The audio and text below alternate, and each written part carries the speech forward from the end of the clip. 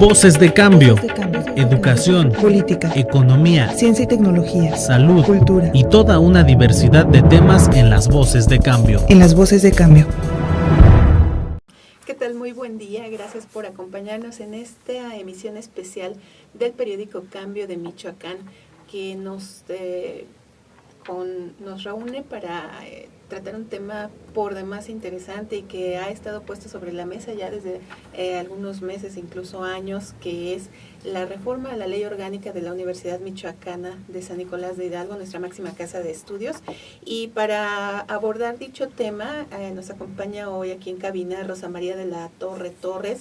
Me permito presentar su perfil curricular. Ella es licenciada en Derecho por la Universidad La Salle, aparte de que tiene especialidad en Derecho Constitucional por diversas universidades de Madrid, de Francia y la Universidad Autónoma de Querétaro. Ella es miembro de diferentes organismos especializados en Derecho, tanto a nivel nacional como internacional. Es catedrática e investigadora de la Facultad de Derecho y Ciencias Sociales de la Universidad Michoacana.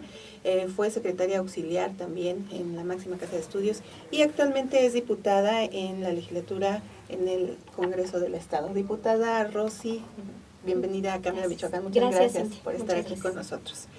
Y nos acompaña también el doctor Jorge Álvarez Banderas. Él es egresado de la Universidad Michoacana, también en las carreras de Contador Público y licenciado en Administración de Empresas, además de licenciado en Derecho. También tiene posgrados en materia fiscal, en Derecho, y es profesor investigador también en la Facultad de Derecho y Ciencias Sociales. Es miembro coordinador del Centro de Investigaciones Jurídicas y Sociales de la misma institución. Defensor adjunto de la Defensoría de Derechos Humanos Universitarios Nicolaitas en la misma universidad hasta el 20 de septiembre de 2012. Doctor Álvarez Banderas, bienvenido a Cambio de Michoacán y muchas gracias por estar aquí con nosotros. Muchas gracias. Ya no soy coordinador del Centro de Investigaciones Jurídicas. Ok, bueno, dentro de su trayectoria pues está el haber desempeñado esa importante función y nos acompaña, se está integrando aquí con nosotros el doctor,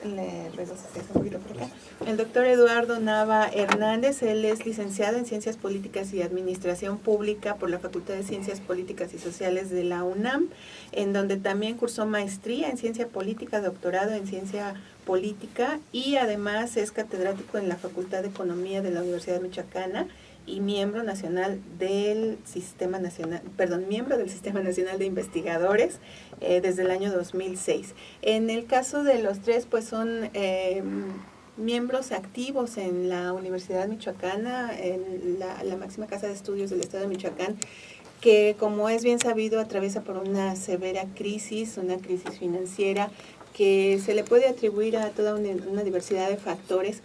Específicamente se ha insistido mucho en la necesidad de la actualización, modificación, reforma a la ley orgánica, una ley que data del año de 1986, estamos hablando ya de 30 años, un poquito más de 30 años, lo cual pues sí hace obligado el ocuparse ya de una manera más contundente en una reforma. Aquí yo les preguntaría, el tiempo es muy breve, les voy a pedir que seamos muy concretos en las respuestas. Yo les preguntaría a los tres, ¿cuál es verdaderamente el problema de esta crisis en la Universidad Michoacana? Se requiere una reforma, pero hay quienes atribuyen al sistema de jubilaciones, hay quien lo atribuye a una mala administración, hay quien lo atribuye a falta de transparencia, hay quien lo atribuye a factores eminentemente políticos. Sí me gustaría que nos dieran su visión cada uno. ¿Cuál es el problema real o los problemas reales en la Universidad Michoacana? Y comenzaríamos con la diputada. Muchas gracias. Bueno, el tema, porque más que problema, dicen que cuando tú conoces la solución de un tema, pues deja de ser problema y se convierte en una situación. La situación en la Universidad Michoacana es que enfrenta año con año un déficit de más de 1.100 millones de pesos. ¿Qué implica esto? Es decir, se gastan 1.100 millones de pesos más de lo que está en el presupuesto ordinario de la misma, que es un presupuesto compuesto por una participación federal que ronda el 60% del presupuesto y el 40% es participación estatal. Ese déficit de 1.100 millones de pesos está compuesto por tres factores. El primero es el sostenimiento del régimen de jubilaciones y pensiones, de los trabajadores administrativos y académicos. El segundo es la plantilla laboral no reconocida por la federación, es decir, hay plantilla laboral en la Universidad Michoacana que no cuenta con el sustento presupuestal en el presupuesto federal. Y tercero, que es el menor, es el sostenimiento de casas del estudiante, que los gastos, que bueno, quiero dejar bien claro, que es una inversión muy importante porque es una forma de asegurar el acceso a una educación de calidad a jóvenes que de otra forma no podrían acceder a la educación. No tiene un sustento tampoco en el presupuesto asignado tanto a nivel federal como a nivel estatal. Entonces estos tres rubros salen de ahí y es lo que genera, de lo que es el gasto del presupuesto ordinario, y es lo que va generando este boquete año. Ha ido inflando. Sí, crece, sobre todo el tema de jubilaciones y pensiones crece exponencialmente. ¿Por qué? Porque además de que cada año se jubilan nuevos empleados administrativos y nuevos profesores, nosotros tenemos en la Universidad Michoacana una jubilación que se conoce como jubilación dinámica. ¿Qué implica esto? Que los trabajadores jubilados ganan y reciben exactamente los mismos aumentos que los trabajadores en activo. Entonces, eso es un tema que va creciendo exponencialmente año con año. Muy bien, doctor. Gracias. Yo veo el aspecto jurídico por encima del económico. Y en la universidad tenemos una serie de omisiones que generan incertidumbre jurídica. Y que lamentablemente a gran parte de la comunidad universitaria no le es de interés incidir en este tema. Dentro de la comunidad universitaria tenemos la parte de los estudiantes, y la parte de los estudiantes son personas que transitan por la universidad durante 5 años y egresan seguramente como orgullosos nicolaitas, pero se olvidan de la universidad, no les interesa lo que se haga dentro de la universidad. Los trabajadores somos los que estamos presentes ahí y nos damos cuenta y vamos aprendiendo, y nuestras autoridades han sido omisas desde que no hacen o no elaboran un reglamento para el sistema de pensiones. Y hoy pretenden reformar la ley orgánica, pero primero considero que debían establecer un reglamento. Y eso daría la pauta para poder establecer mecanismos que hoy para algunos sectores que no comparten, como el tema de las retenciones de parte de los trabajadores en algún porcentaje, y bueno, pues para decir de cierta manera aliviar esa carga que se tiene en materia de pensiones. Se pretende, hay muchas pretensiones en relación a eliminar los derechos adquiridos, que judicialmente seguramente se podrá dar la batalla en un momento determinado con buenos resultados. Pero no es el cambio a la ley orgánica, no es el tema de pensiones, es la omisión de la autoridad de que desde 1986 no ha elaborado un estatuto universitario. El estatuto universitario data de 1963 y prácticamente ahí hay una gran omisión. Esa parte es la que de entrada se tendría que reestructurar en un principio. Desde su punto de vista es una lógica que no se ha seguido, un procedimiento lógico que se debió haber seguido. Se tiene que hacer. O llamémosle una evolución. Pues, sí, podríamos hablar de evolución en términos sociales, ¿no? Todo se va adecuando a las necesidades. Gracias. Pero nos hemos estancado. Sí, a eso es a lo que me refiero. No ha habido esa evolución, no se ha seguido esa lógica que nos va marcando la evolución social por naturaleza. Gracias, doctor. Doctor Eduardo Nava, por favor. Bueno, es que son varios rectorados ya en que nos han venido hablando del déficit de la universidad, pero nunca nos señalan quiénes son los responsables de este déficit, y seguramente los hay.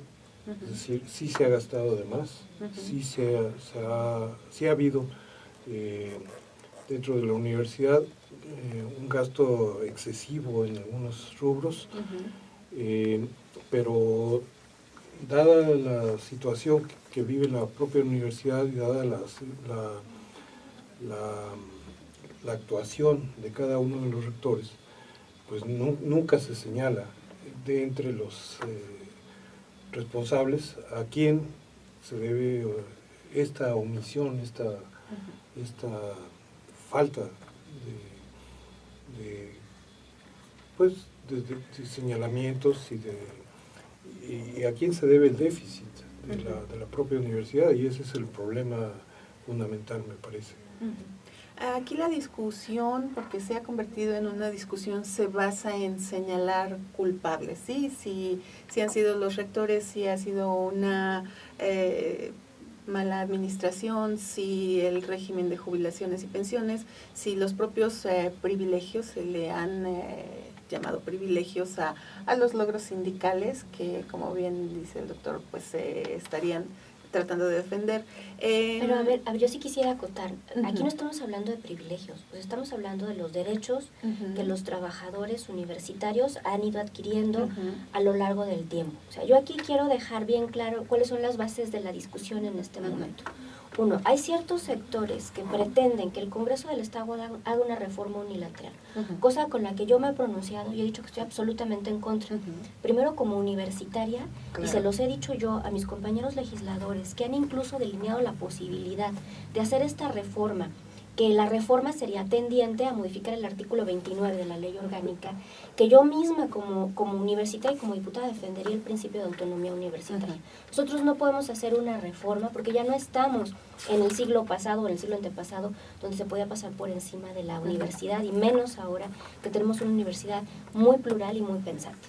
Entonces, de entrada, hay que tener mucho cuidado, porque si se hace una reforma unilateral, vamos a tener un gran problema, que es la violación al principio de autonomía universitaria, que legalmente pues no establece que el proceso parlamentario tenga que tomar en cuenta la Universidad Michoacana, pero yo creo que en un Estado democrático de derecho se tiene que respetar la autonomía constitucional de aquellos órganos que constitucionalmente, valga la redundancia, la tienen establecida. Entonces, eso de entrada. Pero a ver, yo le aclaro algo, no es un logro sindical. O sea, el tema de la jubilación no es un logro sindical. No, los logros son otros. Eso está establecido en la ley orgánica, el legislador lo creó. Si aquí se quiere escuchar de un culpable, pues tendríamos que voltear a ver quién hizo esa ley orgánica. Y es muy fácil entenderlo. Estábamos en un régimen hegemónico, en donde el Estado asumía responsabilidades no correspondidas. El control social para ese partido que hoy nos gobierna también. Entonces, pues hay que ver ese contexto y poder entender qué era lo que pasaba. Hoy se está desbordando, bueno, que el propio Estado ponga una solución, pero aquí entramos en una teoría de derechos adquiridos, en donde si se quiere hacer una reforma, podrá hacerse la reforma por parte del legislador, podrán considerar a la universidad, pero a partir de las nuevas contrataciones. Exactamente, no de manera retroactiva, que eso es algo muy importante que debe observarse. Así es, y esto es en lo que hay una parte de los profesores o de la propia universidad que no está del todo de acuerdo. No, desde luego. Nosotros buscamos preservar este derecho para las actuales y las próximas generaciones. Eso no tiene por qué cambiarse. No hay un reconocimiento, no puede haber un reconocimiento todo, de este aspecto que menciona el doctor Banderas. Sobre todo bajo la forma que lo quiere hacer la rectoría actual, que es a partir de cambiar el derecho a la jubilación que hoy tenemos, con todas sus prestaciones y demás, por un derecho que sea de cuentas individuales. Eso bueno, no es aceptable en ningún sentido, ¿no? No es aceptable, doctor, desde el punto de vista jurídico, desde el punto de vista, pues sabes que su visión como universitario. Financiero. Y financiero. Bueno, pues es de sentido común que el sistema está acotado. Tenemos que ser realistas, tenemos que ser objetivos, pero llevamos muchos años bajo este esquema. Individualizar hoy las cuentas puede ser muy oneroso, puede resultar muy oneroso para el trabajador.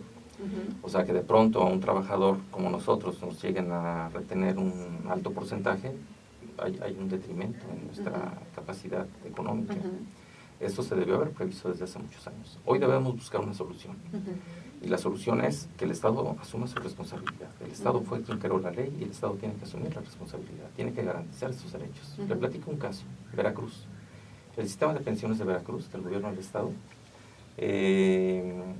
generó un nuevo mecanismo como se pretende aquí.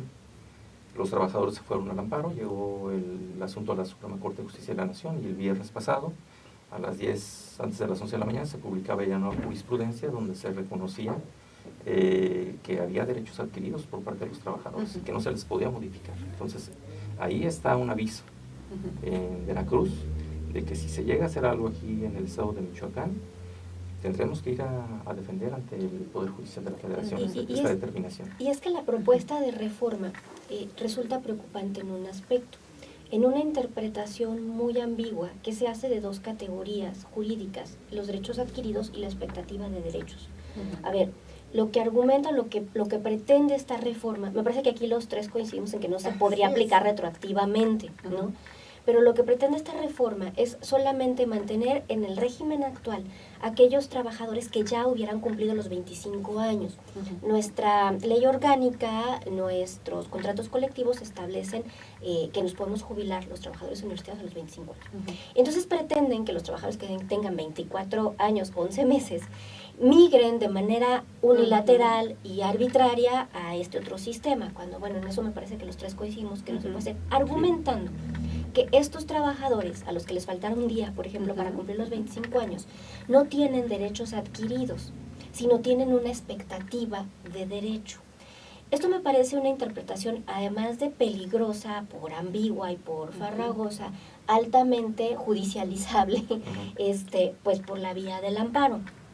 Y me parece que aplicar o pretender implementar una reforma así, sin el debido trabajo, sin el debido consenso, pues puede generar mucho más perjuicios que beneficios, ¿no?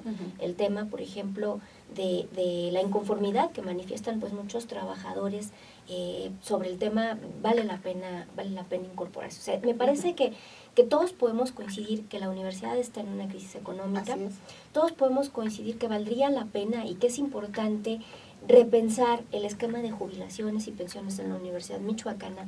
¿Por qué? Porque necesitamos encontrar un esquema mucho más sustentable, pero también tenemos que entender que, como bien dice el doctor, efectivamente estamos en un punto coyuntural, pero esta situación se había visto venir y se tendrían que tomar medidas alternativas a una decisión que podría desembocar pues en una fractura universitaria muy importante. Así es, y estamos hablando ya de una propuesta específica en la que qué tanta participación han tenido verdaderamente los universitarios, que son quienes tienen esta visión, quienes son, pues ahora sí que los expertos que conocen nuestras leyes y demás. No, lo que presenta la rectoría de la universidad es una propuesta que ha sido elaborada fuera de la universidad, por un despacho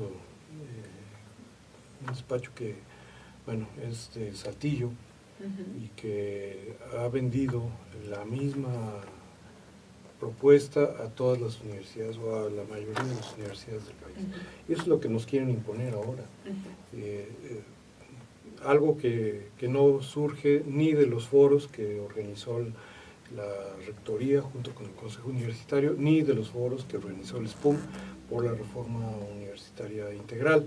Entonces, pues ahora aparece esta propuesta que ya estaba hecha tiempo atrás y la quieren vender como surgida de los foros organizados por el Congreso, por el Consejo Universitario y por la rectoría. La actividad que tenemos como universitarios, y Lalo ha estado activo en estas invitaciones que se le han hecho, muy pocos maestros se animan a realizar este tipo de acciones. La última que emprendimos fue en contra de la reducción presupuestaria. Y parecería un esquema que muchas veces se ha visto en la universidad. Los políticos crean un problema y después venden la solución, y la venden a un alto costo. Y como muchas veces tenemos una mala memoria, Pues resulta que el Ejecutivo presenta al Legislativo una propuesta de un proyecto de presupuesto de egresos, y en él se ve significativamente mermado el dinero para la universidad.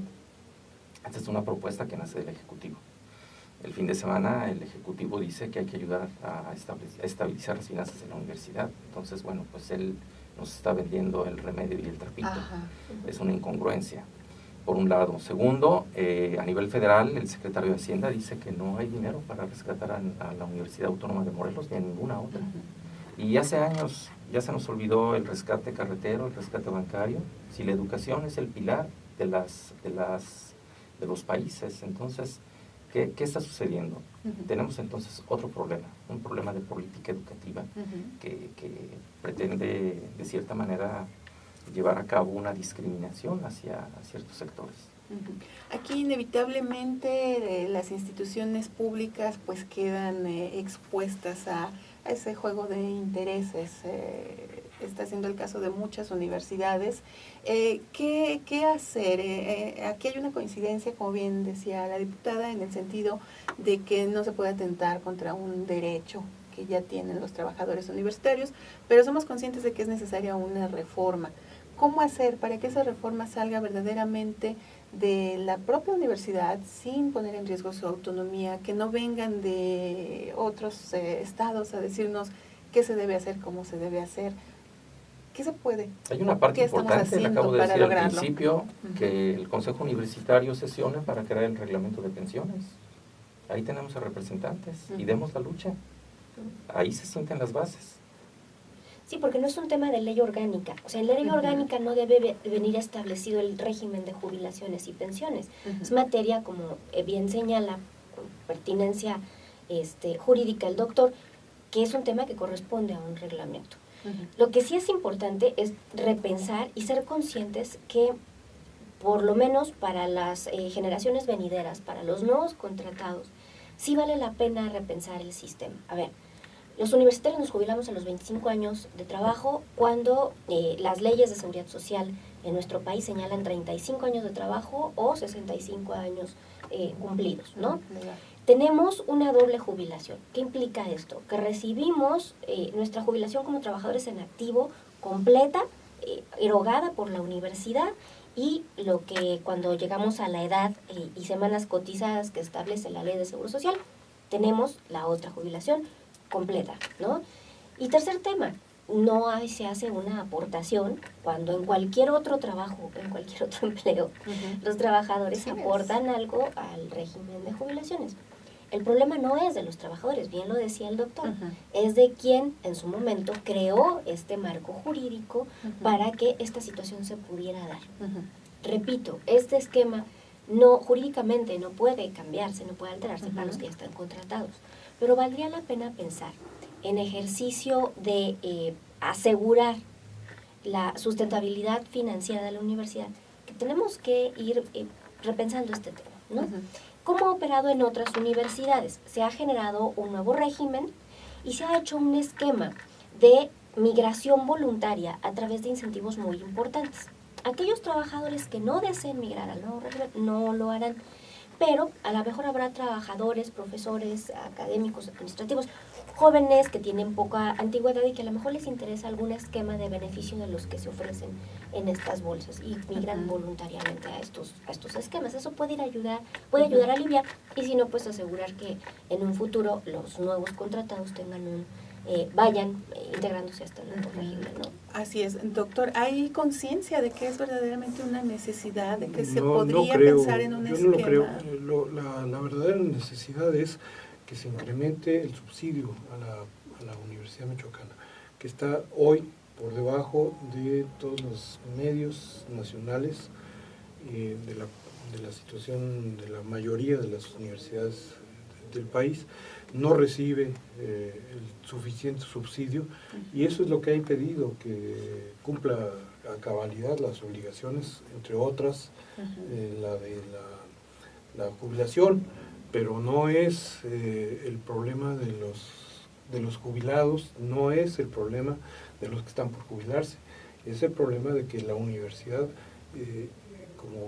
como institución no está recibiendo una cantidad suficiente para su sostenimiento, ni de parte del gobierno federal ni de parte del gobierno estatal.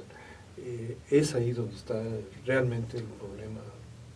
Desde su punto de vista, entonces, ¿no es viable en lo absoluto un planteamiento como el que nos hace? No, el problema no está ahí, no está en que haya jubilados, ese no es el problema.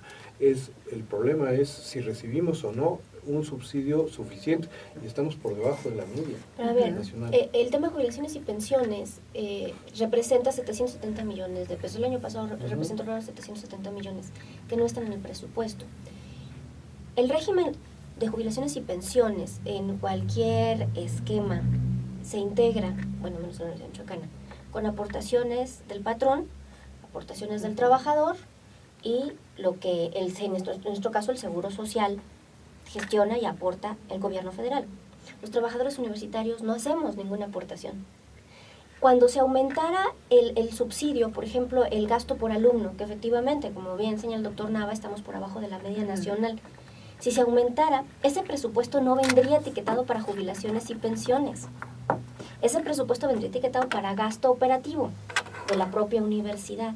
No tenemos, ese es el problema, no tenemos en nuestro presupuesto asignado, ni a nivel federal, ni a nivel estatal, el rubro de jubilaciones y pensiones. ¿Por qué? Porque bien dice el gobierno federal. O sea, si tú vas a entrar en un esquema de régimen de jubilaciones y pensiones, pues ¿cuánto va a aportar la parte trabajadora?